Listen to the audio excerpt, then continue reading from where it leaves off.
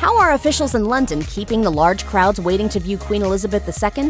And how have people behaved as they pay their respects? Keep watching to find out.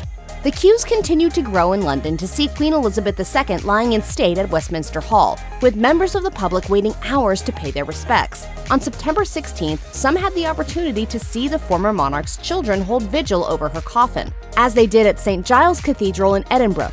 King Charles III, Anne Princess Royal, Prince Edward Earl of Wessex, and Prince Andrew Duke of York stood on the catafalque, a raised platform that the Queen's coffin is rested upon, standing at its head, foot, and sides with their heads bowed for 15 minutes, according to iNews. This royal act of mourning will be repeated on September 17th by the Queen's 8 grandchildren. Since the Queen arrived at Westminster Hall, a large police and security presence has taken hold over the capital, with an estimated 10,000 officers on duty by the day of the funeral. The security operation has so far kept the mourners safe as they pass through the hall, in addition to protecting the Queen's coffin. It had been going on without a hitch, with airport-like security measures being used before mourners entered the hall and a watchful eye on the procession past the coffin. But that changed on September 16th when one mourner decided they wanted to get too close to the coffin.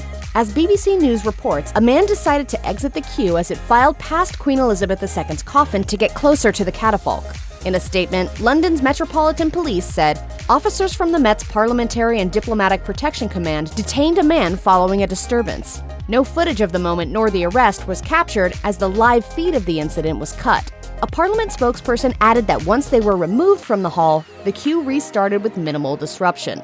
According to the Daily Mail, the man was said to have rushed at the coffin in an attempt to grab it. He was quickly taken to the floor by police officers, according to reports. A spokesperson for the Met told the Daily Mail that the man was arrested for an offense under the Public Order Act and is currently in custody. This isn't the first time someone has been arrested concerning events following Queen Elizabeth II's death. A 22-year-old man was taken into custody during the procession down Edinburgh's Royal Mile on September 13th, in which he heckled Prince Andrew as he and his siblings walked behind their mother's coffin.